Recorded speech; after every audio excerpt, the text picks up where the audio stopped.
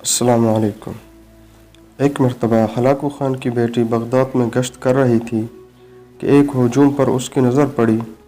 पूछा, लोग यहाँ क्यों इकट्ठे हैं? जवाब आया, एक आलिम के पास खड़े हैं। उसने आलिम को अपने सामने पेश होने का हुक्म दिया। आलिम को तातारी शहज़ादी के सामने लाकर हाज़िर किया गया। शहज़ादी मुसलमान आलिम से सवाल करने लगी, क्या तुम लोग अल्लाह पर ईमान नहीं रखते? आलिम, यकीनन हम ईमान रखते हैं। शहज़ादी, क्या तुम्हारा ईमान नहीं है कि अल्लाह जिसे चाहे गालिब करता है? आलिम, यकीनन हम ईमान रखते हैं। शहज़ादी, तो क्या अल्लाह ने आज हमें तुम पर गालिब नहीं किया?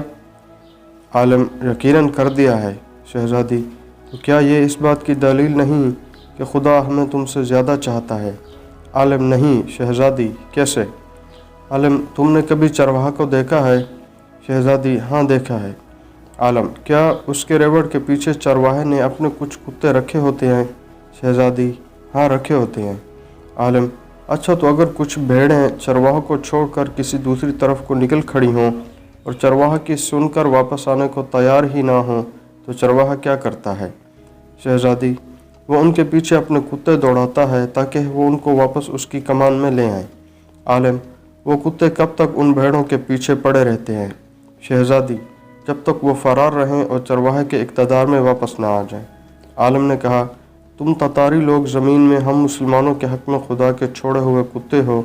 जब तक हम खुदा के दर से भागे रहेंगे और उसकी इताअत और उसके मनहज पर नहीं आ जाएंगे, तब तक खुदा तुम्हें हमारे पीछे दौड़ाए रखेगा और हमारी गर्दनों पर मुसल्लत रखेगा।